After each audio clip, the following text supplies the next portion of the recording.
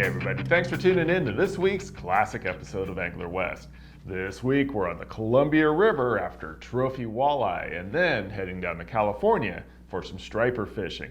Now when you're talking trophy Columbia River walleye, there's lots of different ways you can go after them. Dragging jigs with worms is a typical way to do it. And have you ever thought about using a bottom walker? If you're fishing jigs on the bottom and you're getting hung up a lot, you want to try a bottom walker. This is one from Yakima Bait that has a spin and globe built in. So this will keep your lure from getting snagged up and also bring the fish in. A really neat concept, and they do work well. Also a little bit of scent for the walleye. They are big scent feeders. The trophy walleye from Procure, it's been very successful for us. Also the night crawler and the garlic night crawler. Now another way to go after those big walleyes, certain times of the year, like usually late summer or fall, the fish start feeding on bigger baits, really feeding up for the winter. Pulling plugs like this could be what it takes to catch that really big fish. A lot of guys pulling plugs like this at night trying to catch the world record walleye in the Columbia River because we all know that fish is living in the Columbia River. But this is the Spro Mad Eye Diver, a new bait from Spro that's really been fantastic. Now one thing about lures, right? Okay, so there's 6 different colors of this Mad Eye Diver. They're fairly new, but we've had real good success selling these here at the shop in Woodland. But this particular color, the black dot, has not sold so well. And from my experience, this is about the best color. So there's 2 kinds of lures. There's the kinds that catch fishermen and there's the kinds that catch fish. And this black dot, which is very much a UV painted lure, these dots really show up big and bright under a black light. But this is a lure that catches fish that might not be something that you'll see hanging on a wall that you might think you want to go fish with for whatever reason. But remember, it's got to catch the fish, not you. Now the Mad Eye Diver also comes in a smaller version, quite a bit smaller than this, but it still dives pretty deep, down to about 17 feet. So you want to match the hatch. Sometimes these small baits are the way to go. Now let's go first to the Columbia River and catch some trophy walleye with guide Steve Leonard. To Pacific Northwest anglers, the Columbia River drainage, including the Columbia River itself and its hundreds of tributaries like the Kalama River, is basically a gigantic, big fish producing factory capable of growing sturgeon of epic proportions, huge runs of tackle testing salmon, and world-class steelhead, such as this one, caught by John Barrera on the Klamath River with guide Steve Leonard. While the Columbia and its tributaries are well known for sturgeon, salmon, and steelhead, there's other species that grow to world-class size in these waters as well.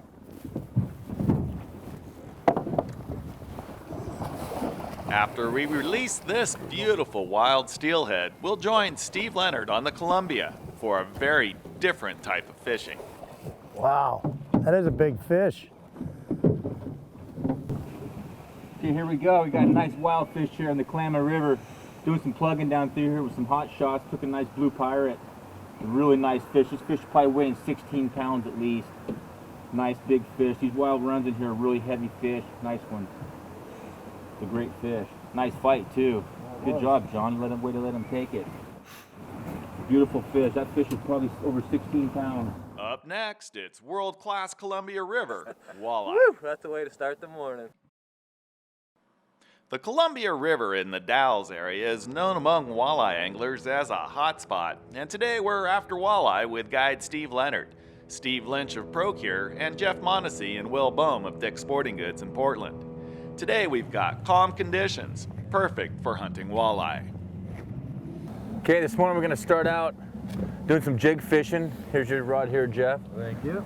Got a little Twistler jig on there. We're going to drop it down to the bottom when we're ready here. We're not quite ready. But when we drop it down, we're going to be running that right off the bottom within a foot of the bottom, just a real slow up and down motion.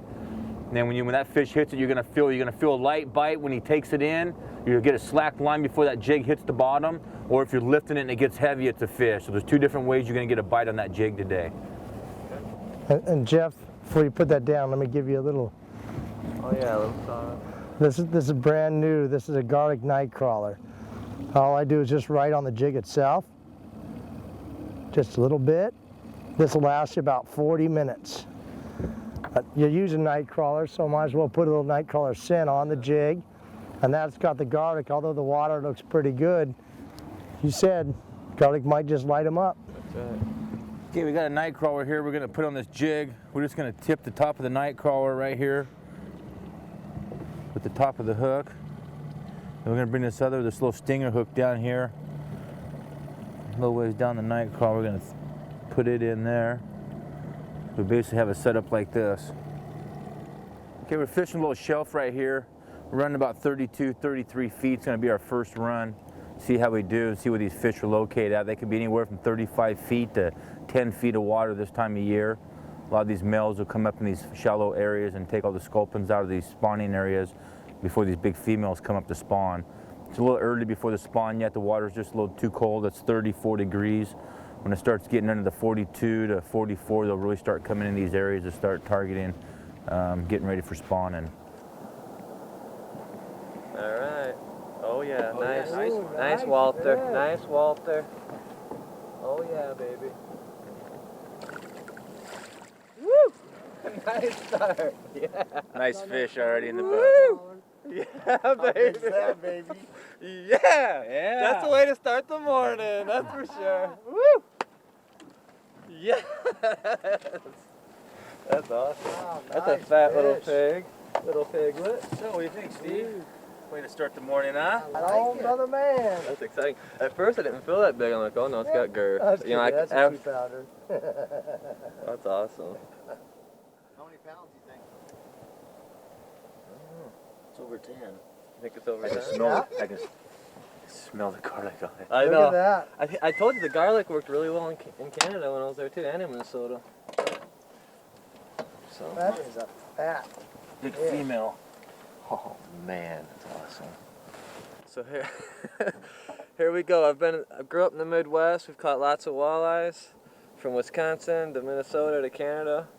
But I think I ever got one with this kind of girth, I'll tell you that. So all you guys in the Midwest are going to be eating your hearts out, and I think you're going to be making a trip real soon to the Pacific Northwest.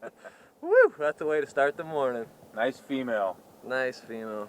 So Fishing all of 5 minutes. yeah, seriously, it hasn't First even- pass. Definitely hasn't even been 10 minutes. Good job. Way to put that jig Awesome. in there and hold on and set the hook when he was taking it. All right. So good way to start the morning. Excellent. Okay, we're gonna measure this fish here. So Jeff wants to get a replica fish mount. We're gonna release this big female so she can spawn when she's ready. 28 inches long, and we're looking at 17.5 inches in the girth for the Oh, biggest. yeah. That's a nice walleye you got there. Good job. So Thank we're gonna you. release this fish. Got the measurements that we needed. We took photos that we needed, and she'll be good to go. Yep, she's ready. So she's ready. Hey Steve, that was a nice fish, like you said. Next world record could come out of this area, so I'm a believer now after that one. So Yeah, 2 years ago they got the Washington State record, 19.3 pounds, and they say that it's going to be that high 22 pounder is going to come out of this area. So hopefully today's the day. All right, we got a double on. Woo! Oh, we got a nice one here. Ooh. Here we go. nice one. All right. Oh, that's a nice Nice one. fish. Will's got a good one. Oh. Hang on, Will. We'll be right with Work you, it, buddy. Will. Ready for your serve? Bye. Yes, sir. Nice double, boys. Nice double. Yeah. Power Pro Gear. Broke here. Procure rockin' house. Procure getting her done. Getting it done. Yeah, that was a nice double. Steve hooked up first, and I was gonna reel up, and I started to lift, and I felt the weight, and just set the hook and hang on. Got a couple nice walleye here. We had a double on. Made our pass down through here right at the beginning. Same run that we made from when we got the last one, the female that we let go. So paid off to come back through the same depth of water, the same ledge these fish are holding on.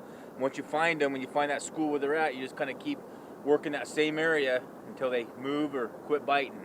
But this time it paid off big. Fish on. Got one? Yeah. All right. Doesn't feel very big, but He's you know gonna what? grow up here shortly. Fish is a fish, huh?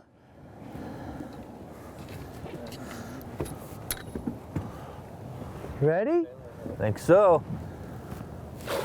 Get him. Way to go. All right. That's a nice eater size there. This is one that we can take home here. Right on.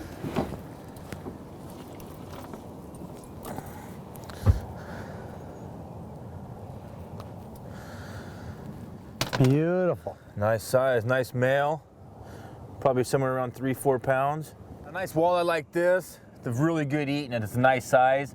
Take it down, we'll go back, we'll flay it out. We'll flay it off the skin like you would a bottom fish.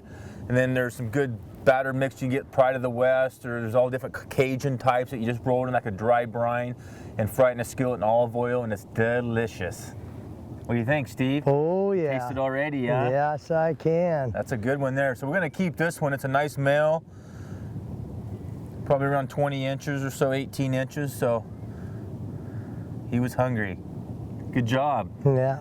And you might want to point out you never gum these. Yeah. They got a mouthful of teeth. You can see so. the teeth inside here, and also the fin on top is really has like a little needle edge to it. So you want to be careful when you're grabbing the fish out of the net because they will stick you. They're not dangerous or poisonous or anything like that, but they will hurt a little bit. And then you can see their mouths, how their teeth. It's like when the prey gets in there, they like to eat a lot of fish, and once they get in there, it's hard for them to get back out.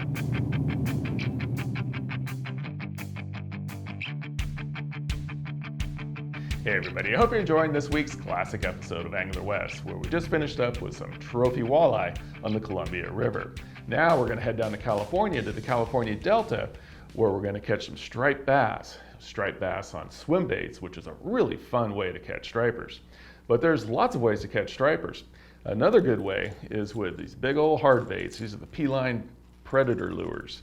You got the shallow diving and deep diving models, but casting or mostly trolling. Most guys are going to troll these, and they can be extremely effective. Now, one little trick that you can do to modify these baits to make them really have a big profile and very attractive to the fish is to add a tail to it. Now, this might seem kind of weird to you if you've never seen it, but it does work, and it works great. Now, there is a little trick you need to know about to get them to work right. So on your treble hooks, you've got 3 hooks, obviously. And the way treble hooks are made, 2 of them are made together as one piece of wire, then a third hook is welded onto that. Most treble hooks are made that way. So ideally, we can find that third one that's been welded on, but regardless, sometimes that varies a little bit depending how the bait's put together. But what we want to do is find the right hook to attach our trailer to. So lining this up like this, I'll turn this around like that, you can see that this particular hook is lined up with the bait. So that's all in a straight line. These 2 are off to the side.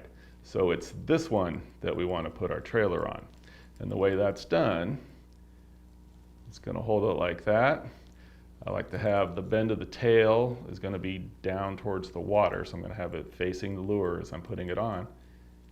And I'm just going to find the exact center of the bait, push it down, not too far, pull it through, and now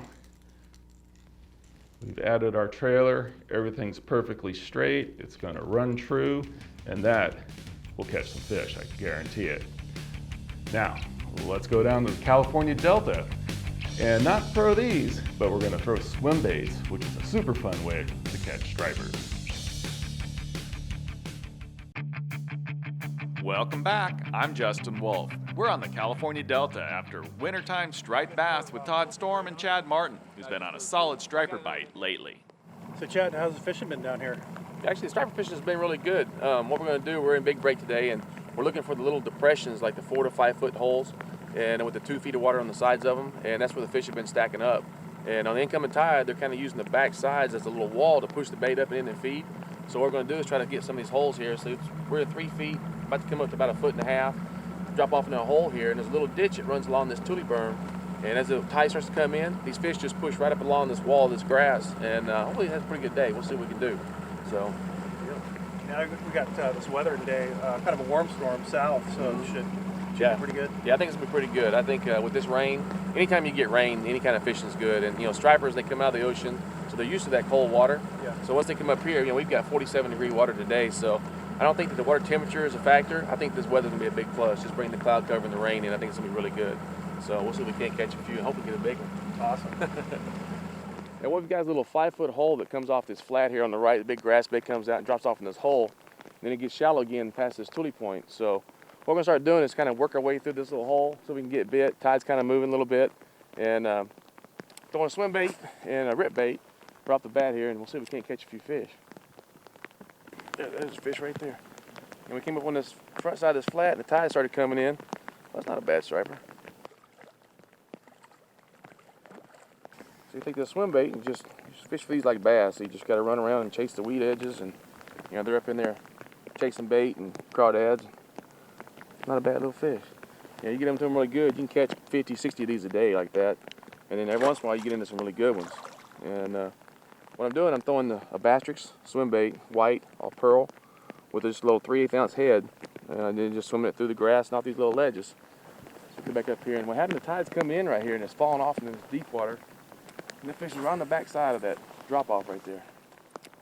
You can catch another one. Hey Chad, when you're throwing that swim bait, is it a steady retrieve or? Yeah, with a swim bait, when you cast up in that shallow water like that 3 to 2 feet, just nice steady retrieve. I kind of hold the rod about 10 o'clock, and you want to keep it off the bottom, but high enough you can keep it moving through the water column without hitting the surface. And these fish are just running across these flats. I guess they're just feeding, chasing shad and the bluegill, whatever, the smelt that might be down here in the delta. And so it's nice steady retrieve, just keep the tail kicking. And as you get the bait closer to the boat, just kind of lower your rod tip, and in the shallow water, it just kind of keeps the bait down in the water column a little bit. And like I say, when they get after it pretty good. And the strikes are so violent when they hit. It's just amazing. You get a 1 pound fish to a 10 pound fish down here, and they all just pull so hard. It's awesome when you get this many fish. If you can start finding them in those little spots, in those little pockets, when they start feeding like that, how many fish you can catch, and just how much fun it is. Yeah, I'm following Chad up with a little rip bait, trying to get a reaction bite. Doesn't seem to be working, so what I'm going to do is go to a tube bait, Tora tube, and swim it like a fish trap, but it's a little bit slower presentation. So I'm going to try that right now, slow it down a little bit. A little chilly out here. Yeah, we come back out here on the points. We go to the back, we catch them, can't catch them in between. So we come back out here on the points, and then we get to the tule points, the current's coming in. I just got that one fish, and so we're going to start concentrating on these points a little bit more with the tide coming in. The water's getting a little higher, and we'll see if we can catch some more fish. Still a lot of little schoolies right now that are eating, and we'll see if we can't catch the bigger fish. Like I say, it's just like fishing for, oh, there's one right there. Perfect. What'd you get that one on? That Tora tube. Oh, no way, really? Yeah. Pop it good? Oh, Yeah. nice fish. Oh yeah, little guy. A couple of schoolies right here. Yeah, that tube's pretty cool. That thing's got a... Look at that. He ate that thing pretty good. Sure did. Yeah, he really hammered that thing, didn't he? The nice thing about these Tora tubes, they got a nice gummy, 5/0, real sharp.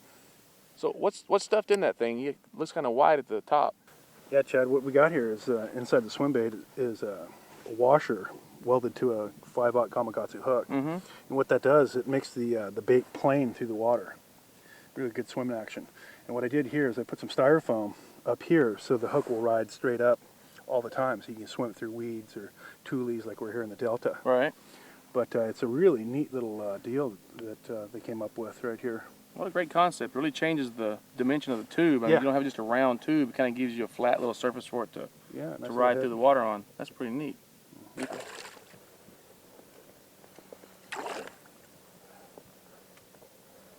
Look at that point.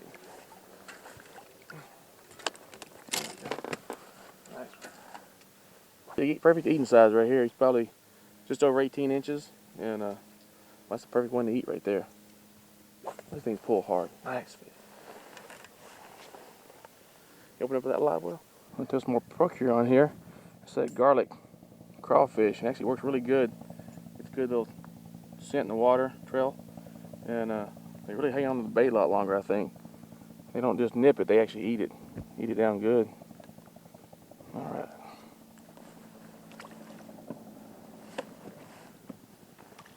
You find another one. That's one thing with stripers. You just got to kind of keep moving around and, look for the spots where you have current moving across the points, and, any kind of moving water is what these fish really like. And if it starts getting stagnant, water's not moving a whole lot, just start moving around. There's plenty of water moving down here on these incoming tides like this. That fish hit like a freight train. Goodness gracious. That's a blast. All right, Todd. Oh, it's a black. Oh, looks like a bass. There That we thing's go. hot, huh? Yeah, that's a black. Look at that. See a little garlic crawfish on that swim bait? The black, the largemouth bass just cannot resist it. Look at that. Oh yeah. That's a bonus for the day right there. Man, that fish hit. So you see how hot that fish was when he hit? I thought that was a big, big striper. Oh, that's so fast. Boy, you ate that. Yeah, he did. There we go. Beautiful Sherman Lake bass right there. Nice for wintertime. You know, a big deal when you're fishing these swim baits like this, these shallow lakes, is that your rhythm when you're reeling. And if you got a 6-2-to-1 reel, sometimes you're reeling it way too fast and you're not actually keeping the bait in the strike zone, or you can reel it too slow. And so you got to kind of play with it a little bit, but my favorite is a 5-2-to-1. And I can speed it up if I want to, I can slow it down. I try to just keep it right above the tops of the grass. And I got, there we go. Oh, he missed it. Doggone it. Just like that. As soon as you come off that grass, they just whack it. But you try to keep that nice slow rhythm going and just keep that tail moving on that swim bait. And when they come up and they'll come up and just grab hold of it and take off running. I'm using 15-pound test line, and you get plenty good hook sets with that. Medium heavy rod works great. But the key is just take the top of that grass. As soon as you feel it, just kind of speed it up a little bit and vary your retrieve until you start getting bit. And yeah, it makes a big difference. So we've been fishing this morning on the incoming tide pretty much all morning, and now it's about to get high tide and it's about to slack up. And when it does, it'll kind of just stop moving for about an hour, 45 minutes to an hour, depending on how the turn is and going back out. So we're about a quarter till 12. I think low tide today was supposed to be around 12:30 or so, and it's usually about a 5 to 6 hour turn when it starts coming in, once it goes from a low to a high. So we're probably real close to the slack, and so the bite might slow down a little bit around noon, 1 o'clock. But I imagine once it starts going back out again, the bite will probably pick back up again, and then we can pick our numbers back up again. This might be a good one. He ain't that big, but he's pulling good. Yeah, he is.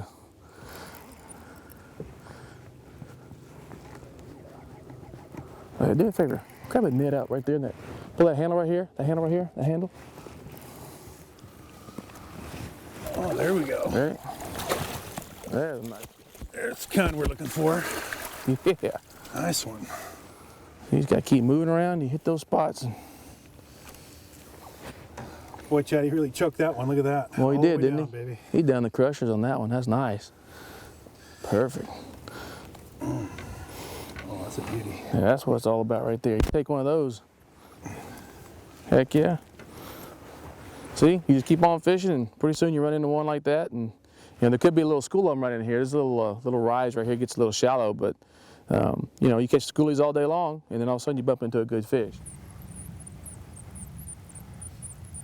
Yeah, these stripers are something else, but it's amazing. They get going. Here we go.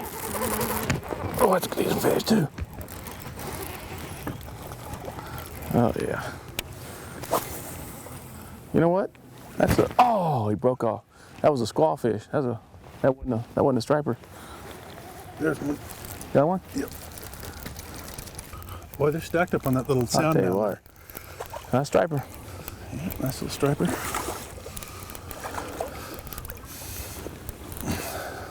Boy, as soon as that tide turned, Chad, Gets going, you They're feel a back little on breeze again. pick up, and it's like they the get lights went active, on. huh? Nice little fish there. Nice. I'm using a Rogue rod today. It's an MB702 CBB. It's really nice for these swim baits because it's got a nice parabolic tip. So when they bite it, it just mushes down and I can set the hook real good. It's got a lot of backbone here. So it's really nice for these stripers. Really like it.